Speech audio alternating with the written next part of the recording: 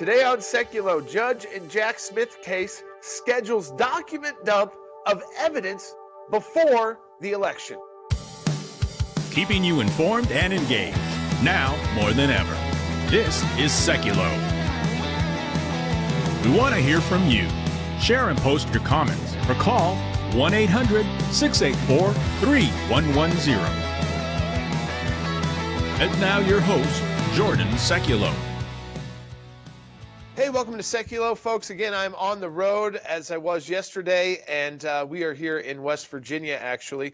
Some exciting news. One of our ACLJ alumni who has been with us, and I've known since even before we went to law school and before we went to just while we were in undergrad. I think we were 18 years old when we met each other, J.V. McCuskey, who is a West Virginia native and has worked his way up through law school and then working with the ACLJ and was the state delegate to the House of Delegates here in West Virginia, moved up to the state auditor position and actually got the most votes in the state. He was the only Republican candidate who got more votes than President Trump in the last election cycle. So he's got a lot of support around the state of West Virginia. He's now the nominee for Attorney General. So as you could imagine, we are really excited. We have ACLJ alumni set to take on positions like that and the influence that we'll both he'll be able to take with him to the Attorney General's office. And we're also going to be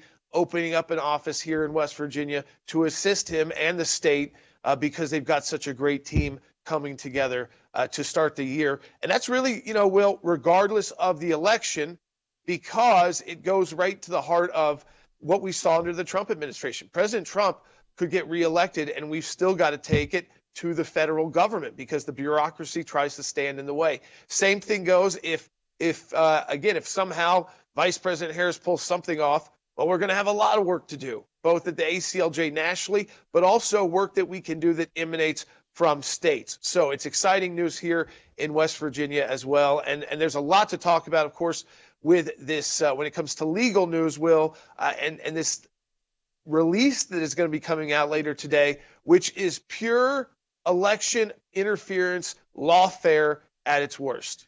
That's right, Jordan. If you'll remember, we talked about on the broadcast just a little over a week ago that the judge released the brief that Jack Smith had filed with some redactions, but unsealed this evidentiary brief that Jack Smith had filed, trying to get ahead of the November 5th election. But now Judge Chutkan has ordered that today the appendices, the documents, the records, all of the primary documents, if you will, of the evidence that went into that brief shall be made public today. She is unsealing this and actually with a very interesting twist, trying to say she's not interfering in the election by putting this out. But I want to read this quote here, and then we'll talk about it more in the next segment. There is undoubtedly a public interest in courts not inserting themselves into elections or appearing to do so. But litigation's incidental effects on politics are not the same as a court's intentional interference with them. As a result, it is in fact defendants' requested relief that risk undermining the public interest. If the court withheld information that the public otherwise had a right to access solely because of the potential political consequences of releasing it, that withholding could itself constitute or appear to be election interference. So, Jordan, Judge Chutkan here is trying to flip it on President Trump, saying that, no, you're the one that wants to interfere with the election if I were to not make this public. I don't think it passes the smell test, though. No, not at all. And we'll explain that circular reasoning when we get back on Sekulow. But as you can see, we are doubling down our efforts on election integrity. We're doubling down our efforts to prepare for what comes after Election Day as well. We need your support. Defend election integrity. Go to ACLJ.org. Donate today if you can, because we need lawyers and attorneys ready to go across the country. We want to be able to assist you now. If you had problems with the early voting or issues being a poll watcher, contact us at aclj.org/help. We've got these resources available and attorneys available for you. And we know that this fight is not going to necessarily be over on Election Day. Support the work of the ACLJ. Donate today. We'll be right back. Jack Smith filed a response to the defense's motion to dismiss on statutory grounds. And in this, we see Jack Smith saying that the Supreme Court decision on Fisher doesn't apply to Trump because he bears responsibility for January 6th, because he summoned people to Washington, D.C. And the way I read this, Logan, is that this is Jack Smith's final moment to try and publicly say something to the detriment of Donald Trump before the election. And I'll even toss this to Rick here, is that, Rick, we've seen the way he's done things out of order. We've seen Ellie Honig on CNN actually blast him for being politically motivated in the way that Jack Smith has been rolling these things out before Election Day, out of practice with the Justice Department. And do you see these motions as just another proof that the weaponization of the Justice Department against Donald Trump, everything that Donald Trump says. You're trying not to say witch hunt. I can tell. Right, I'm going there. But But it's almost proof that what Donald Trump complains about is in reality happening, that this is a weaponized DOJ against him. Jack Smith is just simply Adam Schiff with a beard. They are the same person. They are doing the same thing, which is all politics, all made-up politics all of the time. And we've got to really push back. We can't have this election interfering. Jack Smith has had more cases thrown out over his career than he has finished. He has got a terrible track record of playing politics and getting overturned. And he's just grasping at straws, and it's very clear that he is a partisan here, just like Adam Schiff.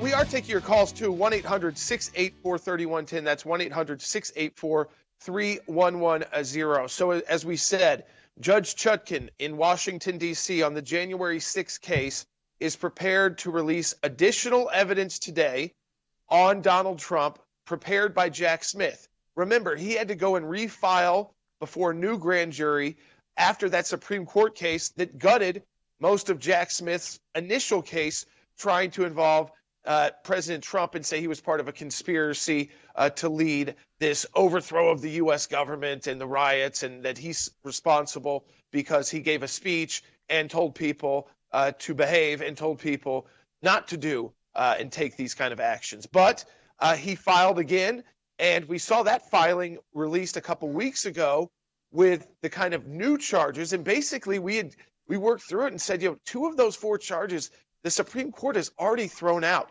So really, Jack Smith, again, this is a political hit job. And now we have, on a Friday drop, more evidence that was attached to, this was in the appendix that Jack Smith filed, that he's asked for the court to release with minimal redactions. The only reason to do this is to interfere with the elections.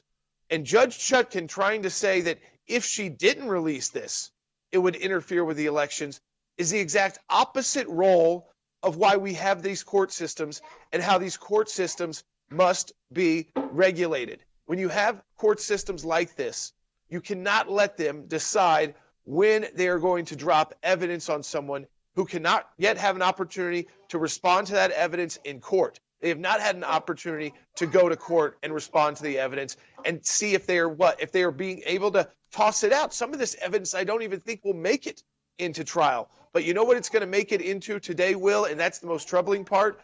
The media.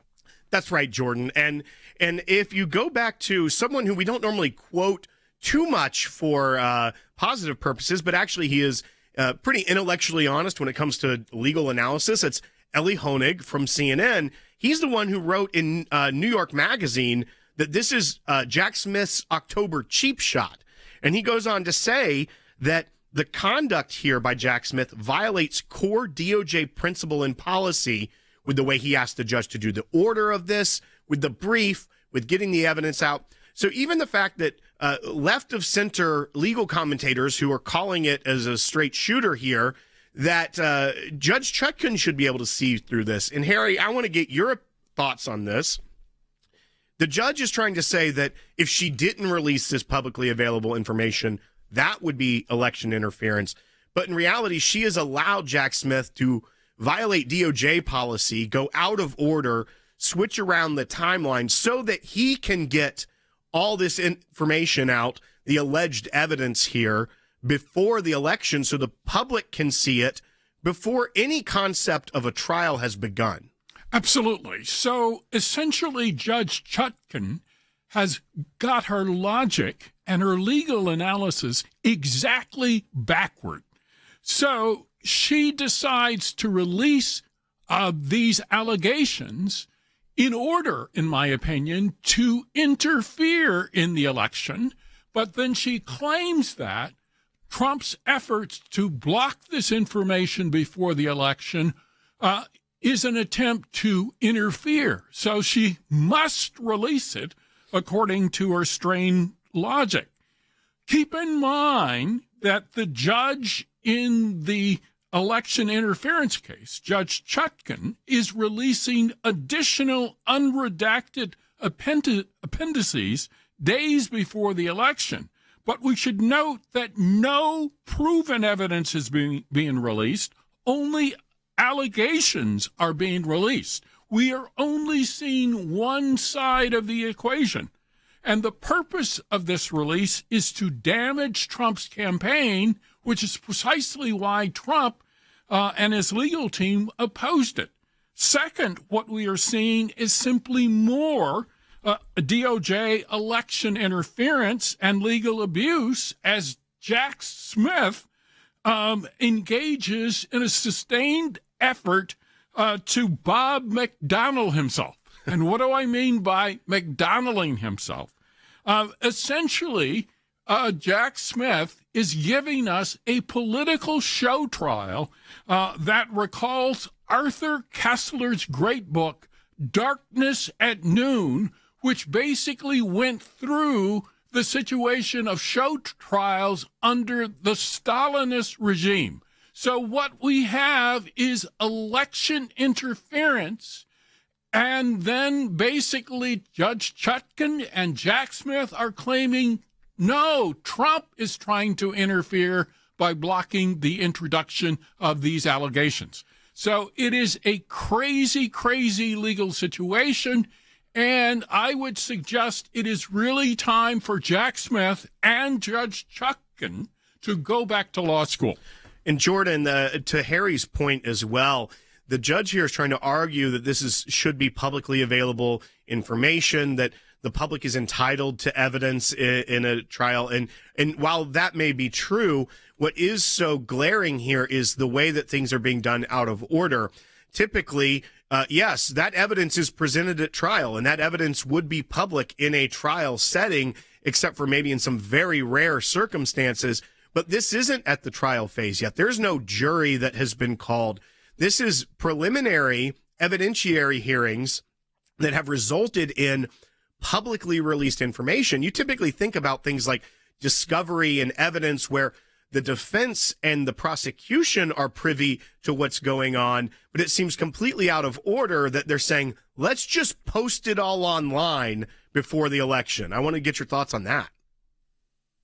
Yeah, I think that this is, again, it's ultimate lawfare at its worst. These judges who have any potential to do any damage to President Trump, even though they had to toss out the initial case that Jack Smith brought against President Trump because the Supreme Court clearly said most of what you're trying to charge here you can't do because the president is protected when he acts officially. And you're going to have to go through every one of these little pieces of evidence and argue in court how, if you're a prosecutor, that wasn't an official act while he was president of the United States and how that was somehow unofficial. And how are you going to draw that line? So the fact is, like Harry said, a lot of this evidence could ultimately be tossed out of court because they have to play this very interesting and unique style of prosecution if they do move forward with this, which, let me tell you, if President Trump wins the election,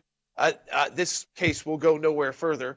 So what they're looking to do now is say, well, we may never get a trial on this, so let's do every piece of damage we could possibly do to President Trump before and as people are casting their votes today. I mean, we're 18 days out from Election Day, but we're getting in, probably by Election Day, nearly half the country will have already voted. And they will have this kind of information without a full, again, we know it's coming out today, without a full response from the Trump team.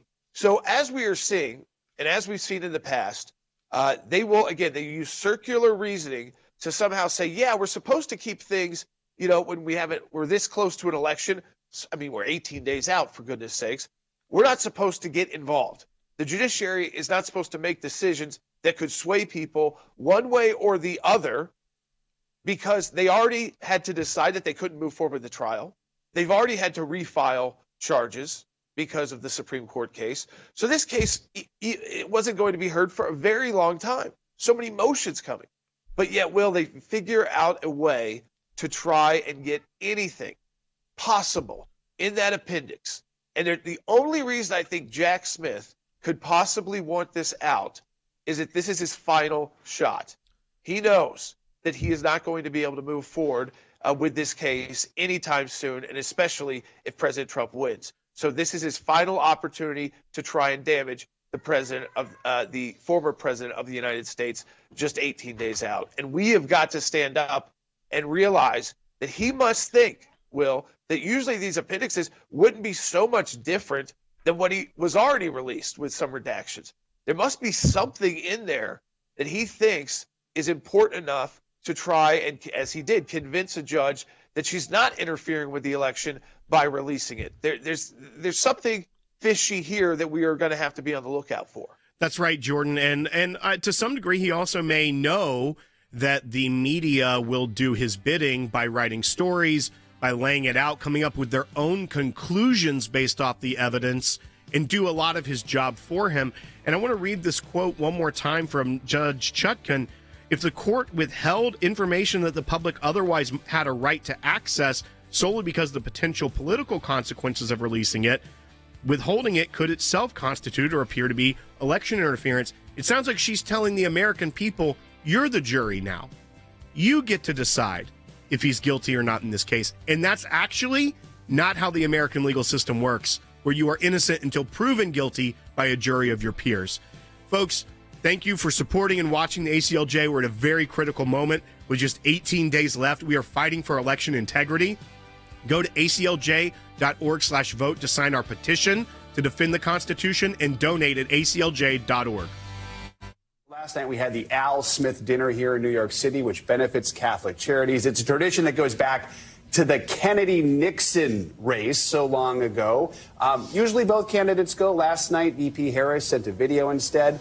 Melania Trump was there making a rare appearance. Kamala Harris not appearing there last night was noteworthy because usually this is a venue where jokes are cracked between the two presidential candidates, and 8 years ago it was Hillary Clinton and Donald Trump, and there were some uncomfortable moments between the two, and that is where you saw the Harris campaign take their efforts to battleground Wisconsin. They submitted a 3.5 video, but it was Donald Trump over the course of nearly a half hour gave his own version of a roast. Take a listen to one of his jokes.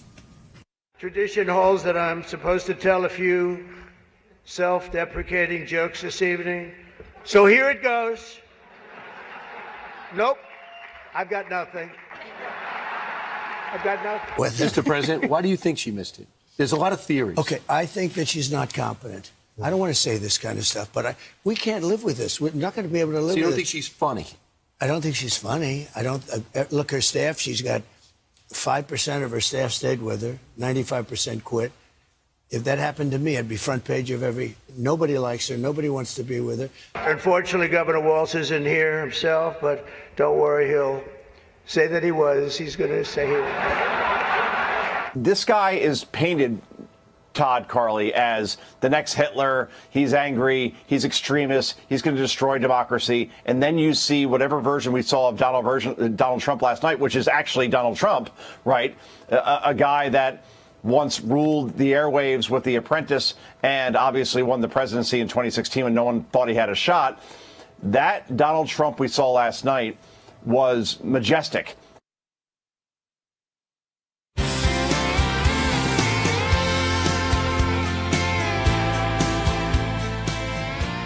All right, welcome back to Sekulow. As you can tell, I'm on the road. Will Smith, our producer, senior producer, he's in the studio. So again, we are going to be taking your phone calls, 1-800-684-3110. Second half hour, former Secretary of State Mike Pompeo, who's on our team, is going to break down the importance of the IDF and Israel taking out Yahya Sinwar, who was initially the head of the Hamas military unit, so the terror unit that would fire missiles, kill Israelis, kill Americans, that, of course, coordinated with Iran and Hezbollah.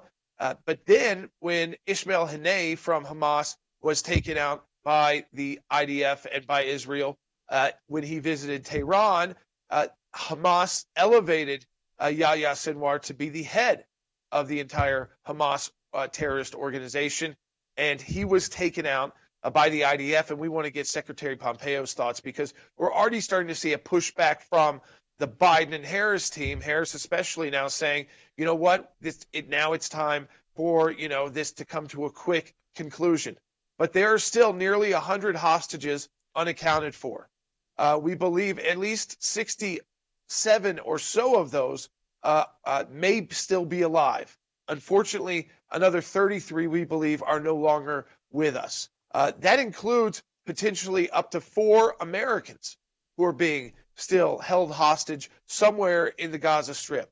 And so this cannot be over until those hostages and the bodies of those who were brutally killed by this terrorist organization are ultimately released. And the Biden administration, as well as the world, needs to push hard on that point instead of telling Israel, well, you've taken out the head of the snake, so you should be able to walk away now. You can't walk away. They still have your citizens being held hostage. What they are doing, though, is proving to the world that Israel is back, and that when you take on Israel, even with a surprise attack, there may have been failures on Israel's security part on October 7th. They can quickly rebound, and you've seen the amount of terror leaders who have been hidden for decades lose their life because of their involvement with October 7th and the blood on their hands, not just of Israelis, but of Americans, of Muslims, of people inside their own countries and territories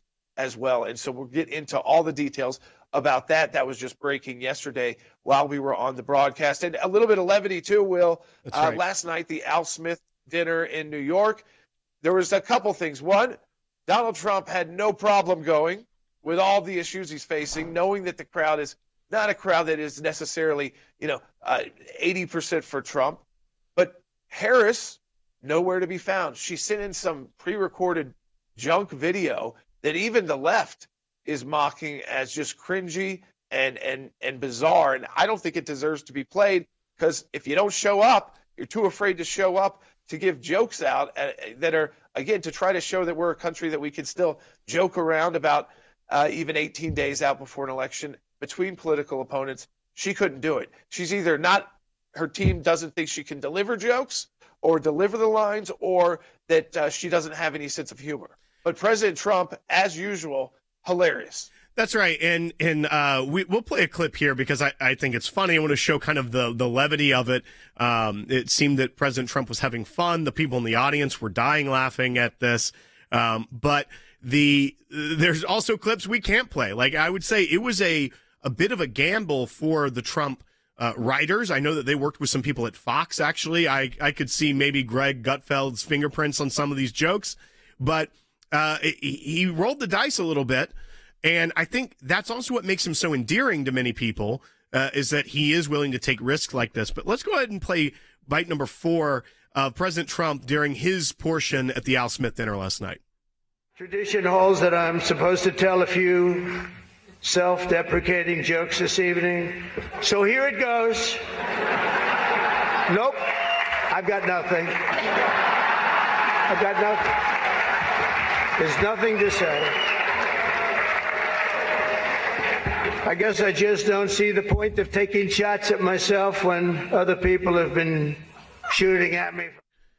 I mean, Great it's line. it's a sad reality, but the fact that he can, still humorize it and make it, again, take it down to that level, I think was hilarious. That, usually you would make more self-deprecating jokes, but it was, in a sense, the ultimate self-deprecating joke to say, yeah, I'm not going to take shots on myself. I've got enough people taking shots on me right now, including a bullet that he did take. It does underscore a very serious point, which I believe we're in that zone. And I think, Will, really, we're going to be in a very, what could be dangerous time, and a time we need to really be on guard. And that's these 18 days. And then if President Trump is victorious, ultimately, the days between Election Day and when he actually takes the oath of office. I just don't trust the left, the rhetoric, or what kind of moves they may try to make to keep President Trump out of the Oval Office and out of the presidency. But he had some other good lines, too. That's right, Jordan. But I also, you mentioned that 18 days to go, but then also that period after the election. And I want you to tell people a little bit about what you did last night in West Virginia, some of the conversations you had with these leaders in West Virginia, and also a state that is expected to be one of the reddest of red this election cycle, but still the importance of voting, even in a red state where you think my vote may not count, why it's so important to still be engaged in the political process and use your constitutional right to vote at a time like this. Yeah, I mean, this is a message I have for everybody who lives in a dark red state and everybody who lives in a deep blue state, but is going to vote, likely for President Trump as a conservative person and other Republicans. You've got to get out there. Your vote matters. One, because if everybody felt that way, you can live in the reddest state in the country and guess what? Still lose. Because even if you say, oh, well, he's going to win by 20 or 30 points here in our state, so I don't have to worry about it so much. Yes, you do. Because if everybody takes that mindset, that 20 and 30 votes can get a lot closer. So that's part one. Part two, if you live in a blue state as well, your vote still gets counted to the popular vote. Now, the popular vote is not how you get elected in the United States of America. But we know that, and I addressed the West Virginia at their Lincoln Day dinner 19 days out before the election as their special speaker to come in and deliver the message about, of course, the lawfare. The room was packed. I mean, there were probably 450 people packed into a room. It was cold outside, so it was hot inside. And, most of all of the leaders running for statewide office or holding statewide office are there. And there were two big points to be made. And every one of them, and Will, I was the main speaker, so I got to see the shorter speeches as well leading up to my remarks. Every one of us knew that we had to get that message across, that we have got to get as many votes possible because it doesn't matter if you're voting in a red state, that still counts towards the popular vote. Not because any of us want to move to a popular vote system, but we know that part of the left strategy after this election, win or lose, is going to try and be, one, if it's Donald Trump as president, they want to try and undermine him as president. It's saying he didn't get the popular vote. So there's also states looking at saying, we're going to change our law and we're going to only give our delegates next election, general election, to the state, to whoever wins the popular vote. They will get all of our electoral college votes. And we know there's billionaires on the left looking at funding campaigns to try and fool you into thinking it's better to go to a popular vote. So that's why we're here in West Virginia, to make sure we get out the vote big. We know we can win. We got to get it out big. And we're also here to protect the vote. At ACLJ.org, we need your help. Donate today. Our teams are already fighting to protect your rights. Some people think champions are bored, that it's a title that requires something only a handful can ever possess. There are times in our lives that we are called, every one of us, to step up and serve a cause greater than ourselves. Even when the loudest voices in the room say it's wrong, that it can't be done. It can be a difficult stand, but it's one any of us can make, including you. You can be the change. You can make that difference. You can be a champion. We cannot do what we do without you. By becoming a monthly donor, you can become a champion of life. A champion of liberty, a champion of freedom. Please join us. Become an ACLJ champion today.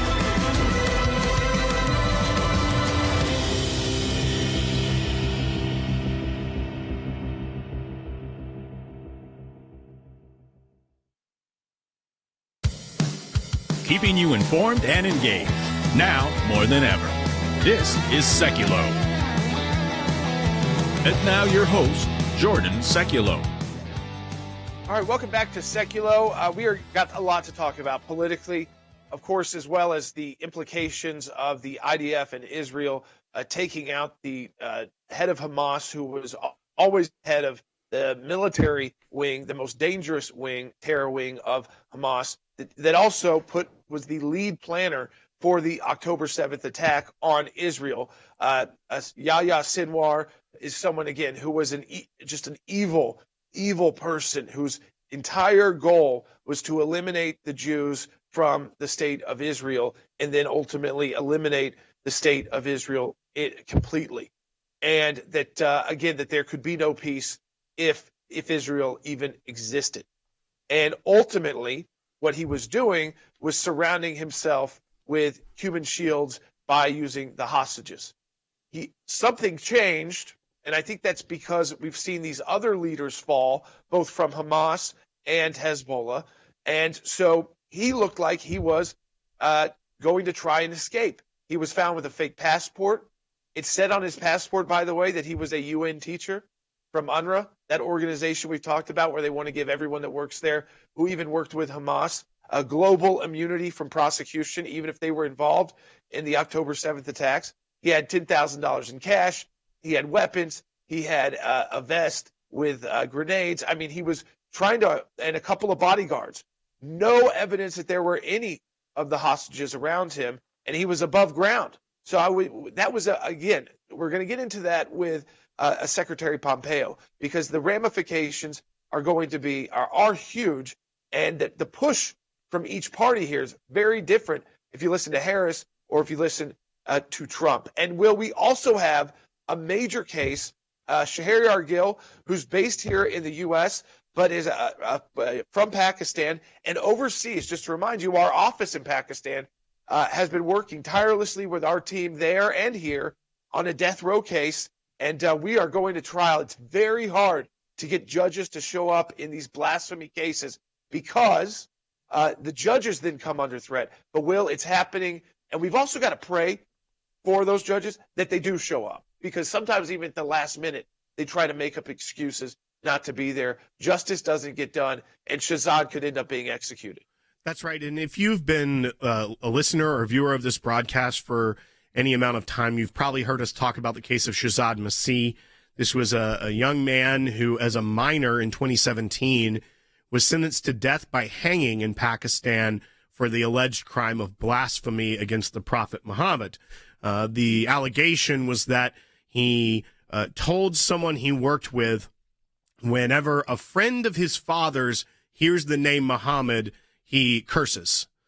And that was enough. This hearsay anecdote was enough that local court system, which is not great, but many times you can get justice in Pakistan in the higher courts, convicted him after pressure from the town of blasphemy, which the sentence was death by hanging. We've been fighting for this for years. He's been in prison for 7 years on death row. I can report that Yahya Sinwar has spoken with him by phone while he is in Pakistan, and they are preparing. We just showed images for this oral argument on October 28th at the Lahore High Court in Pakistan to try and secure the release of Shahzad Masih, something we have fought a long time for, and we are praying. We encourage you to pray as well for this, that justice will be served and that he will be released and be able to get away from even the violent mobs that may try to retaliate. Folks, again, just a reminder of the work that the ACLJ does around the world protecting the religious liberty of the most vulnerable. And we've got those teams who are willing to be there, both based in the U.S. and Pakistan, who know what it means to stand up for religious liberty inside Pakistan for the least of these, and they're willing to fight that fight, and we are so proud to partner with them as one of our organizations at the American Center for Law and Justice to make that international stand for religious liberty and fight back against the extremism that leads to terrorism all over the world. Support the work of the ACLJ. We are focused, though. We are laser focused on the election. We got 18 days, and we know it's not just going to be election day. Breaking news, the Israeli military releasing new video purportedly showing Hamas leader Yahya Sinwar's final moments. You see a drone flying through a damaged building.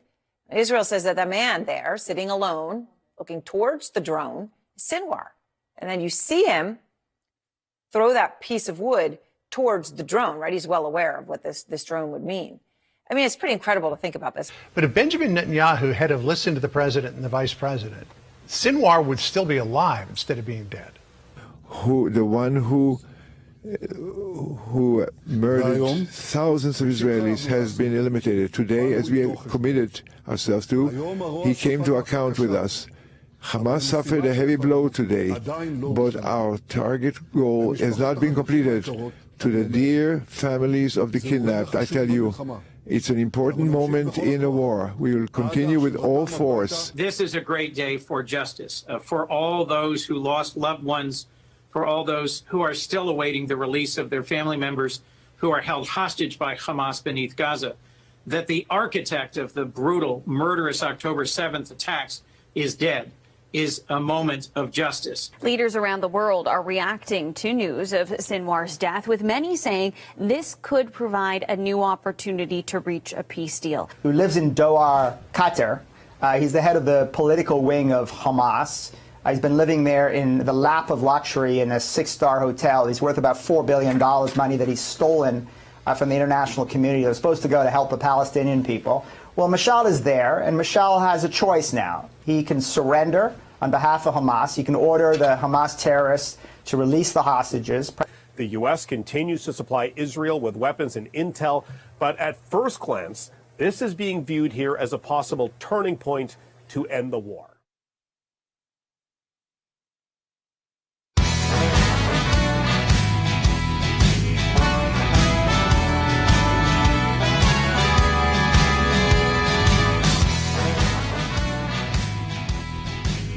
All right, welcome back to Sekulow. We are taking your phone calls to 1-800-684-3110. We're going to get to them in the next segment of the broadcast, so stay with us if you are on the lines. We will take all of those calls in the next segment of the broadcast. But right now we're joined by our Senior Counsel for Global Affairs, former Secretary of State Mike Pompeo. And Secretary Pompeo, first, before getting into Sinwar, I wanted to ask you this. You were also you attended last night's Al Smith dinner in New York. I wanted to get your takeaway.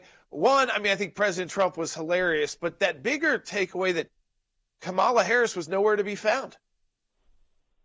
Jordan, it was really a special evening, an important evening, raised a bunch of money for young people that need help. The Catholic Church does an amazing job of hosting the dinner. It's a deep tradition that both candidates show up, and it's unexplainable to me that Vice President Harris would just so disrespect Cardinal Dolan, the church, and the event and this tradition in history. I don't know why she chose not to be there. President Trump did a very nice job. He was very direct about the things that matter, and he's pretty darn funny. As Jordan, you've been around him some. We both know that he can be. And I was really happy to be able to be there to see President Trump and Melania, and then also to be able to help a really important charitable organization. Yeah, I mean, she tried to send in some kind of video, and even the left said, it was cringy. That doesn't work in that setting. And it actually, even though it is, it's comedy, it kind of is an opportunity to show a more human side of people who kind of are only usually seen as from their political side or leadership side or on stages at rallies, and maybe don't get as much of the humor. And instead, she tried to do it by video.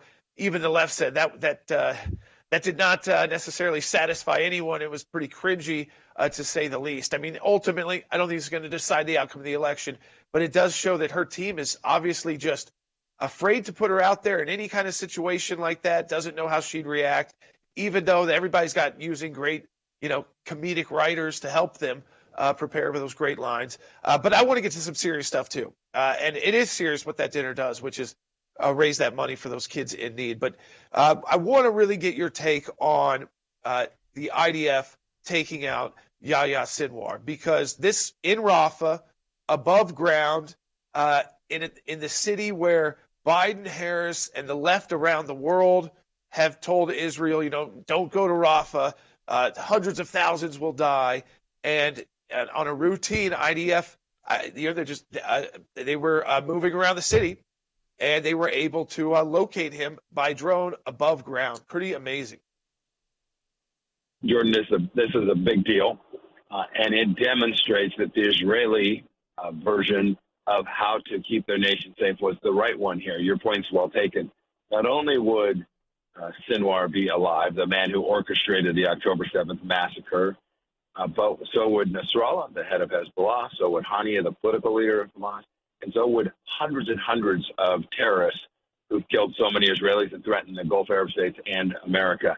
To demand a ceasefire was a mistake. It would be a mistake even today. In the end, Jordan, the Israelis are going to demand that the new leadership of Hamas surrender, that the new leadership of Hamas recognize Israel's right to exist. They don't demand that there could be another October 7th, and they put down their weapons. That's the task. Perhaps we've reached an inflection point that the next man up in Hamas will actually accede to that. But I'll bet that the Iranians won't let that happen. I'll bet the Iranians will not let a reasonable leader rise to lead Gaza, the people of Gaza. They will demand that it still be a jihadist terror organization leader they put back in charge.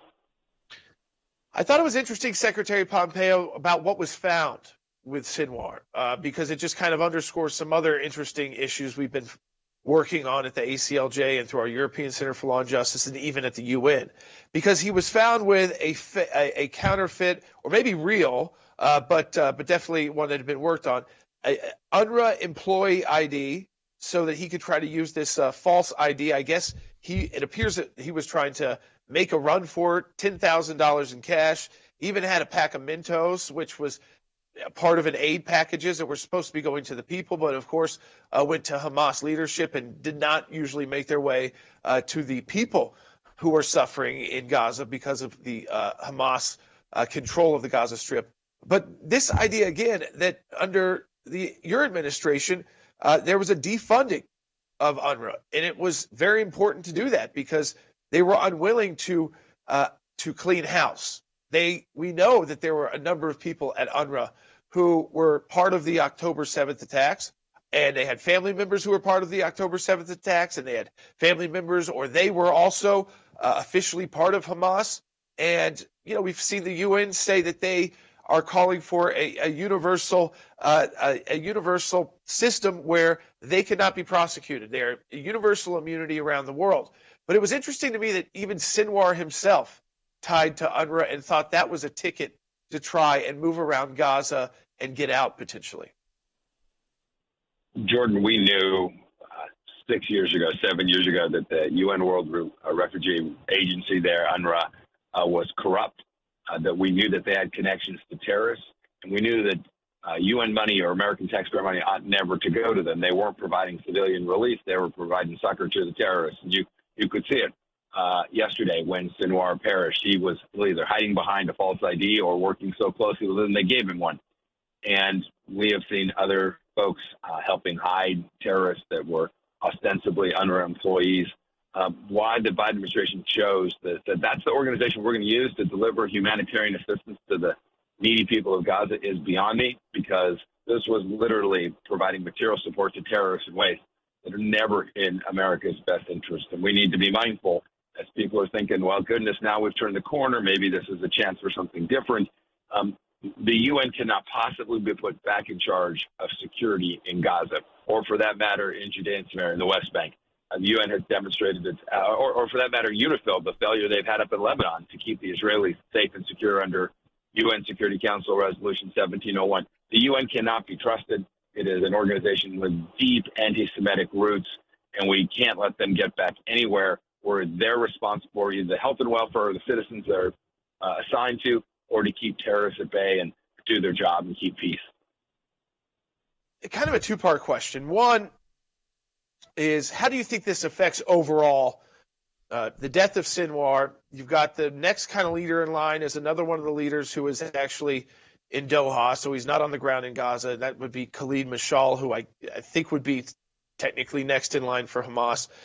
But how do you think it affects the efforts to get to an end of the conflict we're seeing in Gaza? And ultimately, the second part to that question, obviously the remaining hostages were not surrounding Yahya Sinwar anymore. And we know that's up to 97 people. And hopefully, as of last reported, that there were at least 60 plus of those who we believe are still alive as of last report. And I think, if Hamas wants to get to any kind of ceasefire, they've got to figure out how to return those hostages. And we saw Prime Minister Netanyahu and Israel offer amnesty to those who return hostages who may have been put in their homes. Look, I'm hopeful that this will lead to a resolution that gets these hostages returned to their families. This would be Prime Minister Netanyahu and the Israeli leadership's intention. It's why they have pressed the case so diligently these past 13 and a half months. I don't see a clear path to it. Having said that, this does give the Israelis political space to move, but you still have tens of thousands of Israelis that can't return to their home. You still have terrorists all throughout the north and even in and around Rafah that are still active in the region. There's still more work to be done because in the end, Jordan, you and I both know this, that Tehran is the problem. This isn't a problem just in Gaza or just in Lebanon or just in Yemen. This is a problem driven out of Tehran. And to date, no cost has been imposed on the Iranians, other than they've had some of their proxies now nearly decimated. We shouldn't think for a second that the conclusion of this has occurred because Sinwar is gone. We need to try and get these hostages home as quickly as we can and encourage and support, not threaten the Israelis with withdrawing arms, as the Biden administration has done, but encourage them to finish the task that's in front of them. Yeah, I mean, now it's actually a goal. Some of these sounded that they were going to be so difficult to ever locate.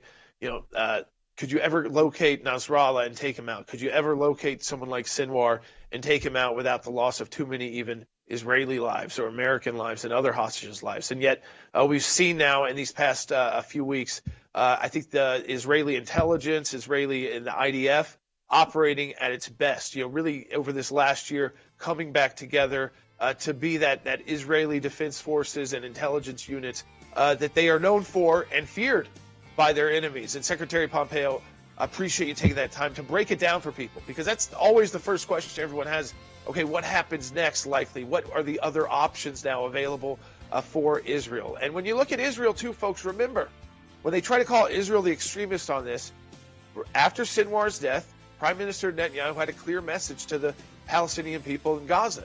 He said, if you have one of those hostages or a couple of those hostages that were put in your home by Hamas, if you turn them back over to Israel, you will have amnesty. We're not going to try to come after you.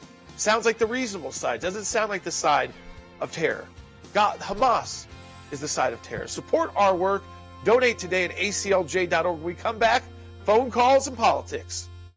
Last night we had the Al Smith dinner here in New York City, which benefits Catholic charities. It's a tradition that goes back to the Kennedy-Nixon race so long ago. Usually both candidates go. Last night, VP Harris sent a video instead. Melania Trump was there making a rare appearance. Kamala Harris not appearing there last night was noteworthy because usually this is a venue where jokes are cracked between the two presidential candidates, and 8 years ago it was Hillary Clinton and Donald Trump, and there were some uncomfortable moments between the two, and that is where you saw the Harris campaign take their efforts to battleground Wisconsin. They submitted a 3.5 video, but it was Donald Trump over the course of nearly a half hour gave his own version of a roast. Take a listen to one of his jokes. Tradition holds that I'm supposed to tell a few self-deprecating jokes this evening. So here it goes. Nope, I've got nothing.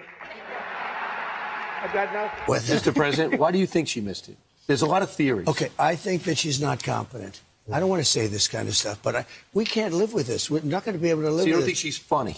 I don't think she's funny. I don't look, her staff, she's got 5% of her staff stayed with her, 95% quit.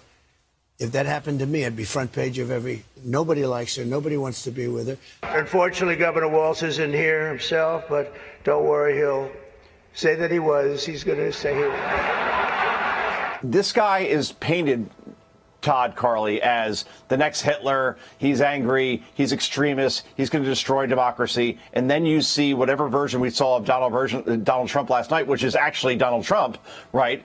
A guy that once ruled the airwaves with The Apprentice and obviously won the presidency in 2016 when no one thought he had a shot. That Donald Trump we saw last night was majestic.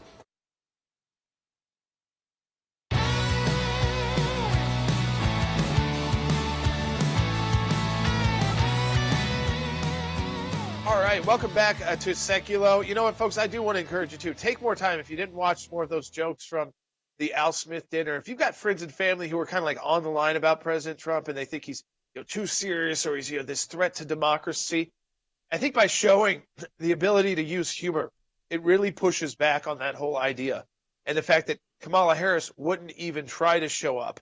So it's all available online. Again, the jokes are funny. The jokes are, I think, biting, but they were also appropriate. And again, most politicians should be tough enough to take them. But, Will, we got a lot of calls coming in. That's right. We're 18 days out from the election, and I want to get to them. Let's go ahead and go to Carol in New York on line 1. Carol, you're on Sekulow. Thank you very much. I'm calling. I'm a chaplain in New York. My husband passed away in 2010. And I still get mail, and for him to vote early and all those other things. I went to the office. I told him the same thing, but I still get the mail. My question is this. I could take a man out the street and have him go vote in place of my husband because there's no picture or proof it's not my husband. I call it a game of not politics, but politrick. And how do I know this is not happening other places where they're registering the unalived? Well, I think that there's two things. I mean, we know we are going to get involved in Virginia there because it's a great example, Carol, where there were 6,000 lawful permanent residents in Virginia when they were filling out their paperwork this year marked that they were non-citizens. And so the governor there and the legislature said, we need to make sure they're not on the voter rolls for two reasons. One, we don't want them to get in trouble because if we start sending them, hey, make sure you go out and vote or voter registration cards, then they could end up going and then committing a crime that we pushed them to, confuse them to do. And second is that we want to protect the integrity of our elections. We know these individuals, they told us they are not citizens, so their names should be taken off of the voter rolls. Guess who sued Virginia with 19 days to go before the election just yesterday? The Department of Justice. So there is an interest in the Harris team and campaign of keeping even people who are alive but are not citizens potentially on the voter rolls. And Will, that speaks to only one thing, which is that when you get ballots flying around, whether or not it's people who are deceased, whether or not it's people who have moved, whether it's people who should legally not be voting in the election, even if they're lawful residents here, it does make people question the integrity of the election. And one idea I'm actually thinking about more and more as we hear these stories, I think the left is actually putting this out to try and undermine the right's faith in the election process so that we don't go and vote, so that you think, you know what, this election is going to get stolen. This election is not going to be, this election is not going to be handled legally, and there's no way to win if they break all the rules. And so I think there's a double-edged sword to this, Will. It's not just about actually getting the voter rolls cleaned up. It's also about getting stories out that they know undermine the conservatives' faith in our election process. That's right, Jordan. And I also want to encourage people, if you go to aclj.org/voting rights, that's aclj.org/voting rights, we have a lot of materials there for you so you can know your rights, whether it be registering to vote, if you're, which at this point we're 18 days out, but whether it be at the polling place, things of that nature. It's a great tool, but also you can go to aclj.org/help if you feel like there is this very specific issue and you need to get in touch with an attorney. Well, let's go to Mike from Utah on line 2. Mike, you're on Sekulow. Thanks. Love you guys. Listen to you in the podcast form every day at lunch. My question's really specific. There's many states that are now working to change voter laws in such a way that their constitution will be changed so that they disenfranchise their voters if the popular vote doesn't agree with the way the voters want. What is ACLJ doing to combat that before we end up in a constitutional crisis? I mean, I think that is going to be the next battle, as we know. And Will and I have talked about that. Our legal team have talked about that. I talked about it last night as one of the things to watch out for here in West Virginia and red states as well, because I think there's a two-pronged campaign, Will. The first prong is they won't be able to do that before this election, obviously. So they're going to start floating that as an idea for states that are probably more deeply blue states to say, you know what, we're willing to give all of our electoral college votes over to whoever wins the popular vote, which disenfranchises, as you said, all of the voters in our state. Now, most of there's not a lot of red states or purple states that's going to go through. But there's going to be a second campaign if President Trump wins, but there's a decent disparity between the popular vote and the electoral college vote, which shouldn't matter, because to run for president, it tells you what you need to do to win. And winning the popular vote doesn't get you to the Oval Office. It never has. But what they want to do then is run a billionaires-backed campaign to try and convince not just the left, but all Americans that you are going to be empowered by this move because your vote will directly be counted for the president, for the presidential elections. And we know that's going to be done in a way that tries to bring Republicans along well and confuse voters out there to think that that's somehow better and more democratic than our electoral college process. I could get into this for hours right now. Right. And here's the truth. We're ready to combat it at the ACLJ, Will. We will be fighting that, and we know that is what's coming next. I think whoever wins this election, that's coming next. But I think if Donald Trump is victorious, the speed that this happens is going to be very rapid, and the ACLJ is great at working at rapid speed because of our support from our donors. And Jordan, it's also important to point out that's why the down ballot races, like state legislators or your congressmen and women or your senators, are so vital. Because if you just blow them off or think that that doesn't really affect my life, no, it could actually affect how we elect our president down the line if you're not paying attention to those races. So let's go to one final call for the day. Annabelle from California, ACLJ champion, you're on the air. Hi, Will and Jordan. You know, you just said it, but regardless of who wins the presidency, it's going to be a Herculean task to unravel the web of damage to our freedom and to decency that the radical left has woven, strangling our nation.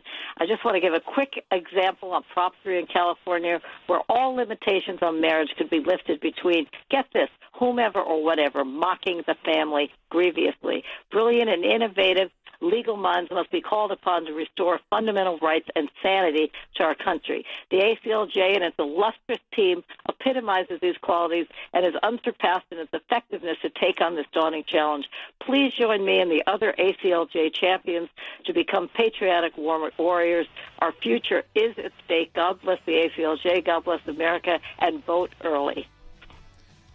God bless you, Annabelle. We appreciate our ACLJ champions so much. You know, these are individuals, folks, that decide a monthly amount that they will donate to the ACLJ, and they put in the card of their choice online at aclj.org/champions, and that amount is automatically deducted monthly. And that lets us know that we have a certain amount of donations coming in each month. So we know that we have the resources where we never have to turn down a case because it's going to cost too much. And I always want to be in that position at the ACLJ. Now, you can become a one-time donor and donate today at aclj.org, or you can become an ACLJ champion at aclj.org/champions. But we always want to be there for you, and that's by having the resources to fight battles large and small.